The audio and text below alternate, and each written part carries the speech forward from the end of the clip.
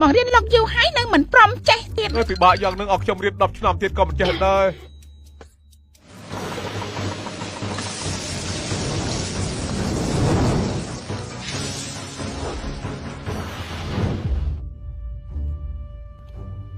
មនុស្សអង្គុយចិត្តពេញនឹងបើមិនលើកមកមកទៀតពិតជាប្រយាពេលលែងបានហើយថកែស្រីពួកខ្ញុំមនុស្សមកគ្រប់គ្រាន់អស់ហើយមិនលើកមកមកទៀតកុំតែសាអីថ្ងៃនេះជាខួបកំណត់70ឆ្នាំលោកសាស្ត្រាចារ្យចាវខ្ញុំតំណាងឲ្យហាងបាយរសជាតិឆ្ងាញ់ជូនអ្នកទាំងអស់គ្នាមួយកែវមកហើកែស្រីកុំប្រយាពេលអីគេឲ្យក្មេងអាយុ5ឆ្នាំម្នាក់រៀបចំជប់លៀងឲ្យទាំងអស់គ្នានឹងណាមិនខុសទេបើសិនជាបែបនឹងពួកលោករងចាំដល់យប់ក៏មិនអាចហូបអាហារ4មុខដែរនោះថកែស្រីគេនិយាយពិតដែរទេដល់ពេលហើយពិធីជប់លៀងចាប់ផ្ដើមលើកមកហូបនេះគឺមានរាល់ឆ្នាំហុងអ៊ីនតាំងថៅសំណាងទាំងគូអាយុវែងសុខសប្បាយរកស៊ីមានបានសេហ្វូគួយអញពិតជាប្រកែកខ្លាំងណាស់ល្អខ្លាំងណាស់លើកនេះសុទ្ធតែជាអាហារដែលមិនធ្លាប់ឃើញពីមុនមកអីយ៉ាល្អខ្លាំងណាស់មិនក៏ជឿឯងលោកថាគេធ្វើម្ហូបជប់លៀងមិនចេញអានេះមិនអាចទេសាស្ត្រាចារ្យចៅក្រៃរាល់ឆ្នាំលោកធ្វើខុបកំណើតគឺតែងតែញ៉ាំមីអាយុវែងមែនទេឆ្នាំនេះមើលទៅដូចជាអត់ទេត្រូវហើយបើកុំតែលោកគ្រូលាវនិយាយខ្ញុំភ្លេចបាត់ទៅហើយថកែស្រីអាណាមីអាយុវែងគ្មានមីអាយុវែងទុកថាធ្វើខុបកំណើតធ្វើស្អីបើបែបហ្នឹងពួកខ្ញុំទទួលយកមិនបានទេត្រូវហើយមីអាយុវែងខ្វះមិនបាននោះទេម្សៅមីក្នុងផ្ទះបាយថ្ងៃនេះដូចជាប្រើអស់ហើយថកែស្រីនេះនាងប្រកែកហើយណាអ្នកណាថាមិនចេះថ្ងៃនេះខ្ញុំនឹងបង្ហាញមីកំបិតអាយុវែងមួយមុខ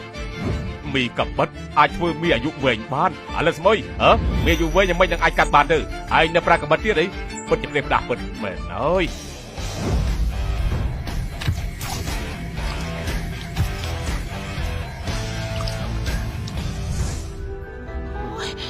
លយមែនពិតជាភ្លឺភ្នែកមែន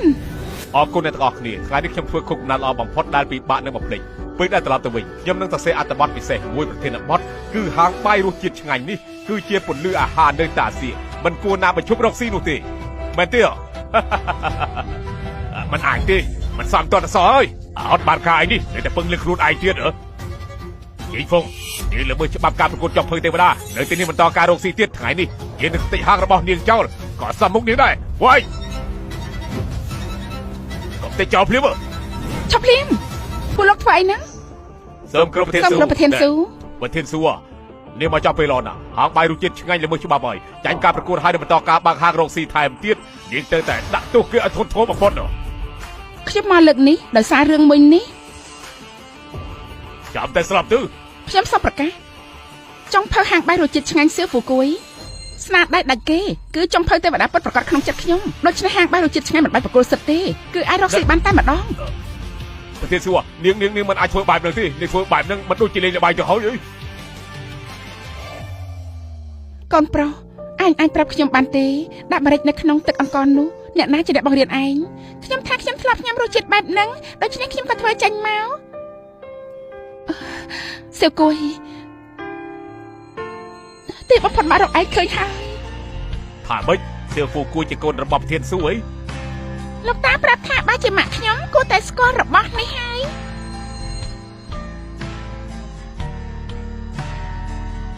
នេះគឺជាស្លាបព្រាមាសដែលគ្រួសារពួកយើងបានបន្សល់ទុកតាំងពីកូនកើតមកនៅកំដរវារហូតមើលចុះនៅខាងក្រោយនៅមានថ្ងៃកំណត់កូនទៀតអ្នកម៉ាក់ទីបំផុតខ្ញុំរកម៉ាក់ឃើញហើយខ្ញុំស្មានថាម៉ាក់ឈប់ស្រឡាញ់ខ្ញុំហើយសំទោសកូនប្រុសសំទោសម៉ាក់ស្រឡាញ់កូនសំទោសអ្នកម៉ាក់ហេតុអីអ្នកម៉ាក់មិនទៅនៅជាមួយលោកប៉ាឯណាប៉ារបស់ខ្ញុំរឿងរបស់ប៉ាកូនម៉ាក់នឹងប្រាប់កូនតាមស្រួលពួកយើងទៅផ្ទះសិនទៅប្រធានស៊ូនេះតើនាងចង់ទៅណាដែរជាយិនអីលោកចង់ធ្វើអីប្រធានជាលោកទៅជួយរកយុទ្ធធម៌ឲ្យខ្ញុំផងណ៎ប្រធានស៊ូការប្រកួតចុះភៅទេវតាបានចប់ទៅហើយនាងអាងលើខ្លួនឯងជាប្រធានសមាគមធ្វើរឿងដែលមិនចេះខ្មាស់នាងគឺជាប្រធានសមាគមអាហារនៅតាសៀននេះពិតជាអត់ប្រយោជន៍មែនហើយជាយិនអីលោកកុំភ្លេចឲ្យសោះលោកគ្រាន់តែជាប្រធានរងនេះលោកហូបព្រំដែនហើយនាងហ៊ានថាខ្ញុំទៀតមែនទេ នាងដាំបីជួយដល់កូនអត់ខាន់ស្លាម្នាក់នេះបង្ខំកែប្រែលទ្ធផលការប្រកួតឬមួយមិនហួសដែនកំណត់ពេកទេខ្ញុំគ្រប់គ្រងមិនបានប្រកាសจะមានអ្នកគ្រប់គ្រងបានជាយ៉ាងនេះសូលីពេលយប់ទៅភោជនីយដ្ឋានឈានឈឺជាន់លើជួបខ្ញុំហ៊ានធ្វើរឿងល្មើសច្បាប់ខ្ញុំត្រូវតែឲ្យគេលះបង់តម្លៃនេះឬមួយនេះជាតកែធំដែលនៅពីក្រោយសមាគមអ្នកមានជាងគេនៅតាសៀកបើសិនលោកស៊ីទឺហ្វូដឹងរឿងនេះគាត់ប្រកាសជាដកតំណែងប្រធានរបស់នាងជាមិនខានទេហើយមិនត្រឹមតែប៉ុណ្្នឹងនាងប្រើសិទ្ធិបុគ្គលផ្ទាល់ខ្លួនគេនឹងបញ្ជូននាងចូលគុកឃុំនាងប្រមាណឆ្នាំទៀតផងនាងចាំតែមើលទៅណាព័ត៌មានល្បីធ្វើជាប្រធានសមាគមអាហារធ្លាក់ខ្លួនចូលក្នុងគុកប្រកាសជាល្បីមិនខានប្រធានស៊ូធ្វើយ៉ាងម៉េចទៅខ្ញុំដឹងហើយអាចចោលមកសៀតជាចិនអ៊ីននេះចុងក្រោយប្រកាសជារកឃើញប្រុសម្នាក់នោះទៅយើងប្រធានស៊ូមេឃចិត្តងងឹតហើយណាមិនអាចឲ្យលោកស៊ីទឺហ្វូចាំយូរបានទេហ៎ប្រធានស៊ូមិនចឹងខ្ញុំនាំសៀវហ្វូគួយទៅកន្លែងផ្សេងមិនអាចប៉ះពាល់នាងបានទេខ្ញុំទៅជាមួយលោកបានតែខ្ញុំមានលក្ខខណ្ឌមួយចង់នាំសៀវហ្វូគួយទៅដែរលោកមិននឹងទៅធ្វើស្អីនេះពាក់ព័ន្ធជាមួយឪពុកម្ដាយបង្ការរបស់គេតាមចិត្តចុះសៀវហ្វូគួយប្រធានស៊ូខ្ញុំចាំពួកនាងមកវិញបងស្រីស្អាតចាំខ្ញុំមកវិញខ្ញុំធ្វើជាចង់ភៅធំឲ្យបងណាតោះ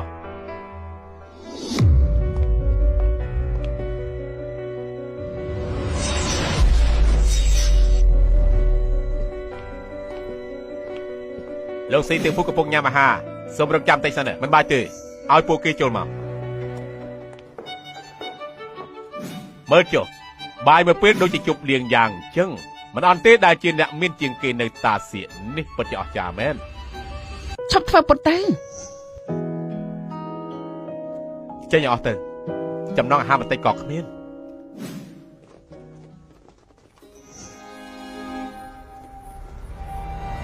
សូលី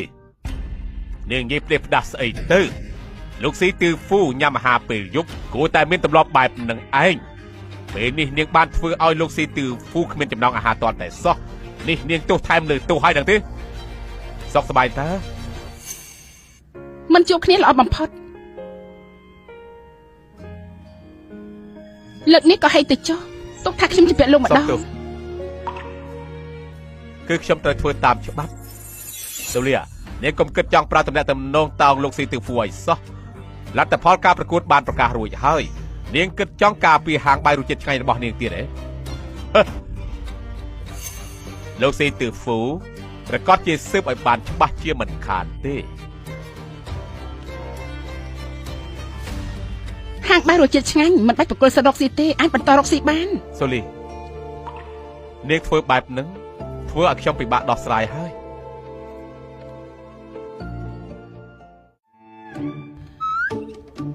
ម៉ាក់ដូចជាប្លែកអញ្ចឹងលោកពូម្នាក់នេះមិនជាប៉ាខ្ញុំទេដឹងមិនត្រូវទេប៉ាខ្ញុំមិនមែនជាលោកពូចម្លែកបែបហ្នឹងទេខ្ញុំត្រូវជួយអ្នកម៉ាក់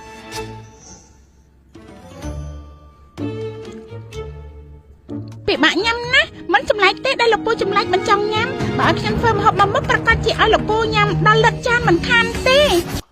ក្មេងតូចមកនេះមកក្មេងតូចឯងថាឯងធ្វើម្ហូបតែមួយមុខអាចឲ្យយើងញ៉ាំលិតចានបានទេមិនខុសទេឯងដឹងថាម្ហូបចុងភៅទេវតានៅតាសៀកយើងធ្លាប់ញ៉ាំហើយក៏មិនបានធ្វើឲ្យយើងញ៉ាំដល់លិតចានដែរខ្ញុំធ្វើបានក្មេងតូចមិនក៏កន្លែងណាក៏ចេះតែមានឯងអញ្ចឹងនេះគឺជាអ្នកមានជាងគេនៅតាសៀកមិនទាន់ដល់វេនឯងនៅទីនេះនិយាយនាំខ្មាស់គេទេខ្ញុំថាបានគឺបានហើយខ្ញុំដឹងថាលោកពូហាត់អីមិនញ៉ាំបាយ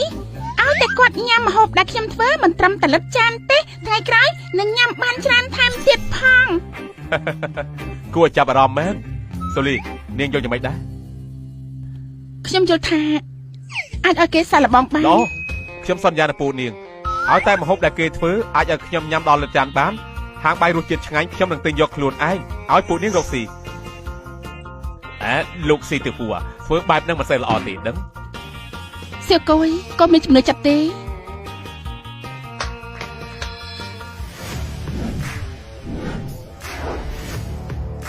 គ្រឿងក្រៅឯងរើសតាមចិត្តនៅក្បែរហ្នឹងគឺជាតុគ្រឿងក្រៅពេលវេលាមានកំណត់មិនតូចពូចាំម្ហូបរបស់ឯងទៅចុះ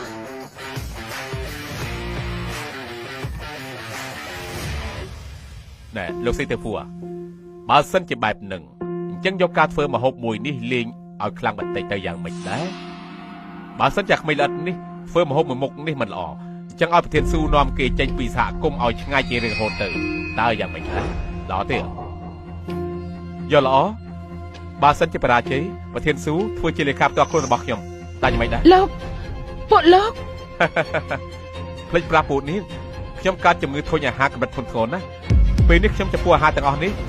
មិនចាប់អារម្មណ៍ទេថាម៉េចនៅក្មេងបែបនេះដើម្បីប្រធានស៊ូបដូរជីវិតយ៉ាងហ្នឹងប្រធានស៊ូតើគេជាកូនឥតខានស្លាប្តីទីប្រមាណរបស់នាងទេថាម៉េចអាចង្រៃនេះចង់ធ្វើអីចង់ប្រើដៃមែនទេមិនមើលខ្លួនឯងនៅកន្លែងណាទេមែនទេដូច្នេះពេលលោកបែបនេះបានត្រឹមតែថាទេវតាមានភ្នែកឥឡូវនេះចង់ធ្វើស្អីមិនគោរពគោលការណ៍បន្តិចសោះអាចធ្វើអីបានអាហារចិនបរទេសគ្រប់មុខយើងធ្វើអស់ហើយក៏មិនឃើញលោកកាន់ឆ្កឹះដែរកាលណាលោកតាមប្រាប់ខ្ញុំថាលោកតាខ្ញុំអត់ចង់ញ៉ាំទេខ្ញុំកើតជំងឺធុញអាហារដែលគេនិយាយនោះទេដឹងនិយាយតែប៉ុណ្ណាកូនក្មេងមិននឹងអាចកើតជំងឺធុញអាហារទៅហ៎តែម្យ៉ាងទៀតមានតានៅហើយទោះជាមានជំងឺធុញអាហារតាក៏អាចធ្វើឲ្យឯងញ៉ាំបាយបានពី3ជាន់ដែរពិតមែនណាពិតមែនណាការធុញអាហារគ្រាន់តែជាមូលហេតុនៃការបិទទប់ខ្លះរបស់យានទាំង5ឲ្យតែប្រើរសជាតិដិតក្តៅហិលវាយប្រហារយានទាំង5របស់គេនឹងអាចធ្វើឲ្យគេចង់ញ៉ាំអាហារដូចដើមគេសម្បីតែពស់វាធំក៏មិនស្អាតផងហើយធ្វើយកតែម្ដងទៀតនេះដូចជាឆៅចឹងមិនព្រៀបដាស់មែនឥឡូវសម័យឯងធ្វើតែព្រៀបដាស់របស់បែបហ្នឹងឯងក៏ចង់ឲ្យលោកស៊ីទៅភូញ៉ាំដែរមែនទេយើងមើលទៅឯងចង់សម្រាប់លោកស៊ីទៅភូហើយទុកចិត្តចុះខ្ញុំសម្អាតស្អាតហើយខ្ញុំគ្រាន់តែទុកក្លិនដើមរបស់អាហារខ្លះតែប៉ុណ្ណោះឯងមានចេតនាទេហ្នឹងមិនមែនទេសៀវភៅគួរប្រកាសជាគ្មានចេតនាទេគេធ្វើបែបហ្នឹងប្រកាសជាមានហេតុផលបើខ្ញុំសន្យាជាមួយនឹងពូនាងហើយប្រកាសជាមិនកន្លះសម្ដីទេប៉ុន្តែម្ហូបបែបហ្នឹងត្រូវតែមានអ្នកញ៉ាំមុនខ្ញុំមិនអញ្ចឹងខ្ញុំមិននឹងដឹងថាវាធ្វើឲ្យខ្ញុំស្លាប់បានឬអត់ស៊ូលីនាងចាំតែញ៉ាំទៅលោកញ៉ាំជាមួយខ្ញុំទៅខ្ញុំមិនចូលចិត្តញ៉ាំពូវៀនធំទេបន្ទាប់មកដាក់គ្រឿងទឹកជ្រលក់ថែមនេះតែឈួរអើយឥឡូវនេះឈួរហើយបែរជាចង់ឲ្យខ្ញុំញ៉ាំលាមកពួកឯងនៅភ្លឹកស្អីទៀតចាប់គេទៅឈប់ភ្លាមខ្ញុំពិតជានៅទីនេះកំដរពួកនេះមកករឿងហើយ2 1ពួកវៀនធំ99បាត់រួចរាល់ហើយ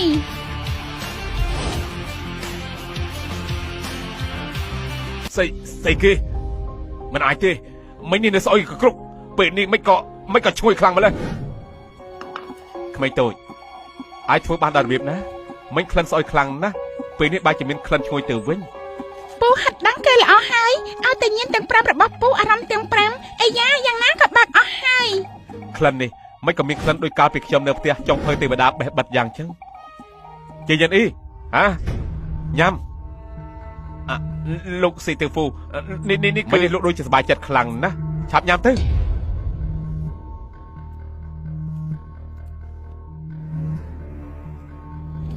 ចំពោះស្ថានភាពរបស់ពូខ្ញុំបានបន្ថែមហងអ៊ីវជាម៉ាក់ម្ទេស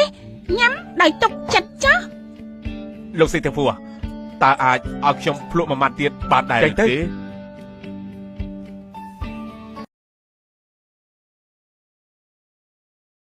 រសជាតិនេះមានអារម្មណ៍ថាធ្វើឲ្យគ្រឿងក្នុងរបស់ខ្ញុំត្រូវវាយប្រហារទាំងអស់ហើយនេះជារសជាតិល្អខ្លាំងណាស់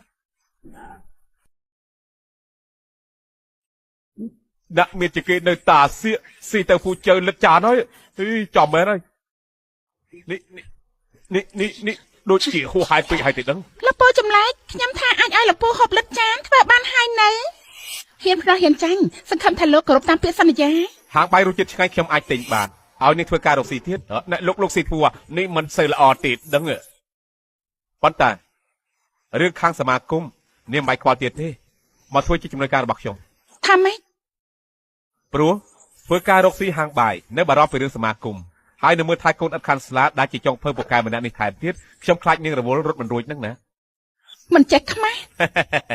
លោកស៊ីទេពូនៅតែលោកមានល្បិចខ្ពស់ពិតមែនហើយទូលានាងនៅមានអីចង់និយាយទៀតទេ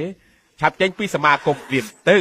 ប្រហែលជាពូយើងមានចិត្តសន្តោសប្រណីឲ្យនាងរស់នៅមើលថែហាងបាយកំបែកមួយនេះបានយូរតទៅទៀតតើយ៉ាងម៉េចដែរទៅ លោកពូចម្លែកទៅពីរនាក់និយាយស្ដីប្រែក្រឡាធ្វើបាបគេ មិនតូចការពិតយើងចូលចិត្តឯងណាគួរស្ដាយម៉ាក់របស់ឯង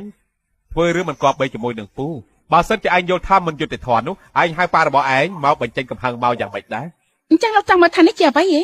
នេះជាស្លាបព្រាមនេះស្លាបព្រាមនេះរបស់លោកពេលនេះនៅចំពោះមុខលោកគឺជាកូនបង្កើតរបស់លោកហើយ ហាម៉េចកូនបង្កើតទេ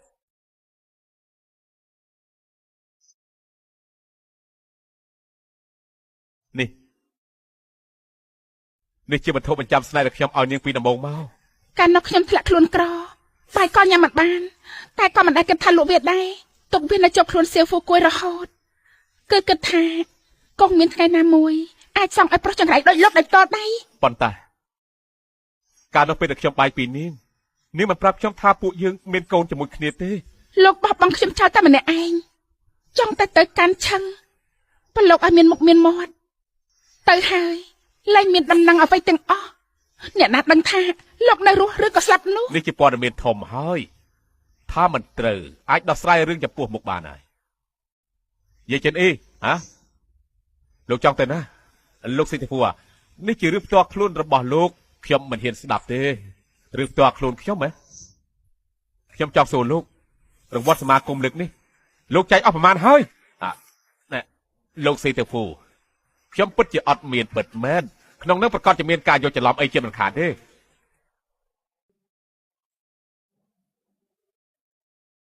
តកែជីអើយខ្ញុំត្រូវចាប់ខ្លួនហើយលោកមកជួយខ្ញុំផងពិតជាស្មានមកដល់មែនហ៊ានលេងល្បិចនៅក្រៅភ្នែកខ្ញុំចូលគុកពិចារណាប្រហែលឆ្នាំទៅពួកឯងនាំទៅស្លាប់ទៅប្រយ័ត្នអើយរបស់ស្អីហ្នឹងទឹកសម្លពុំមានធំរសជាតិដើមឆ្ងាញ់ដែរទេលោកពូចម្លែក ពួកឯងនាំទៅខ្ញុំលឿនលែងឲ្យពួកឯងទេលែងខ្ញុំទៅលែងខ្ញុំទៅ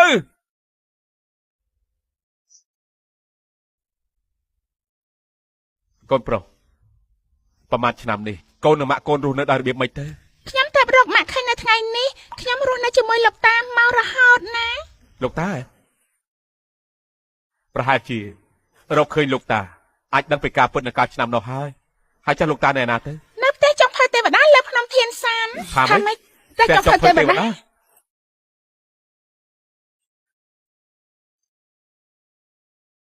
កូនប្រុសមិនចម្លែកទេដែលកូនធ្វើម្ហូបឆ្ងាញ់ការពិតទៅគ្រូរបស់កូនជាចុងភៅទេវតាតាសៀកសោះស្មានមកដល់នៅមាននិស័យបាត់នឹងសោះបន្តិចទៀតពេលជួបលោកតានឹងដឹងរឿងពិតនៅឆ្នាំនោះហើយលោកតាខ្ញុំនាំម៉ាក់ប៉ាខ្ញុំមកជួបលោកតាហើយលោកតាយ៉ាងម៉េចហ្នឹងលោកតាឈឺមែនទេចុងភៅទេវតាកាត់អីមិនគាត់បើទៅខ្សោះម្លេះឆាប់មើលទៅចៅប្រុសគាត់ខ្វះជីវជាតិត្រូវបញ្ញាបៃជីវជាតិឡោះខ្ញុំទៅហៅក្រុមគ្រូពេទ្យល្អបំផុតមកភ្លាមមិនបាច់ទេលោកតាគ្រាន់តែចង់ហូបដែលខ្ញុំធ្វើ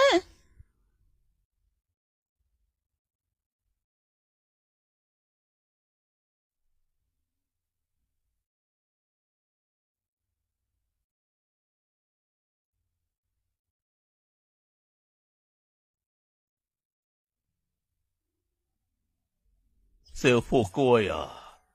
តាទីបំផុតចៅមកវិញហើយអើយ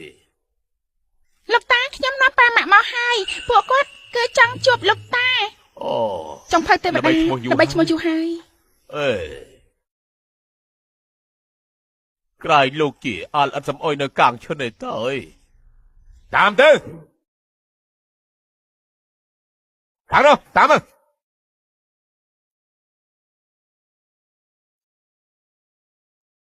ខ្ញុំស្លាប់មិនបានទេ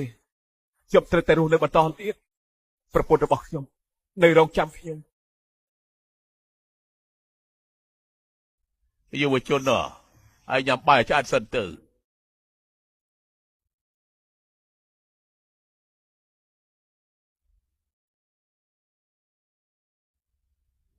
ចំភើទេវតាបាយឆារបស់លោកសុទ្ធតែរាប់គ្រាប់គិតលុយលោកឲ្យគេបែបហ្នឹងហី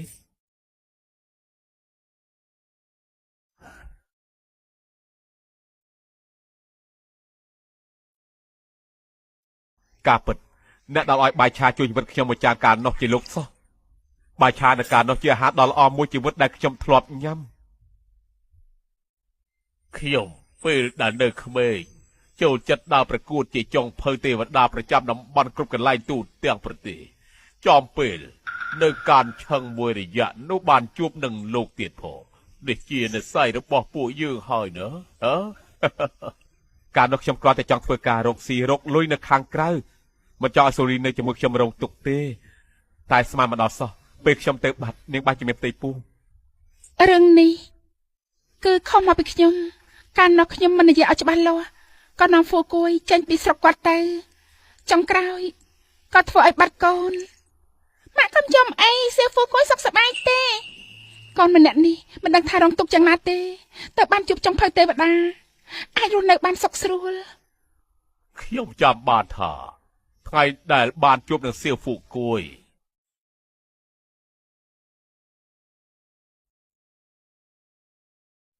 លោកតាជួយខ្ញុំផងទៅបីតូចនេះឯងអាលិតចង់រតនាទៀតពួកចាប់ក្មេងសំតែស្លាប់អី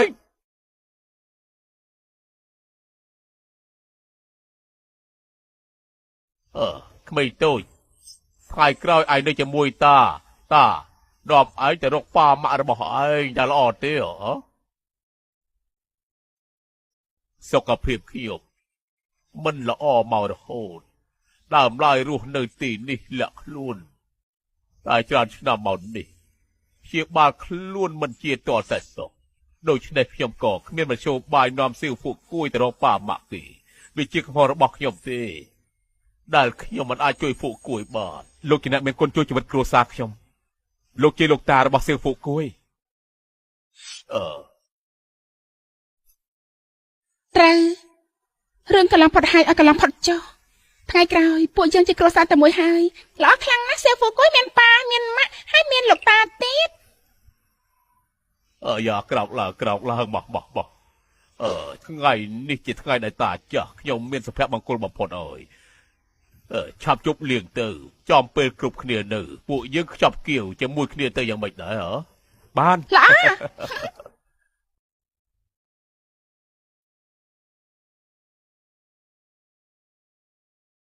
អាយ៉ាអាលអត់សមអើយឯងនេះរលៀមទៀតហើយ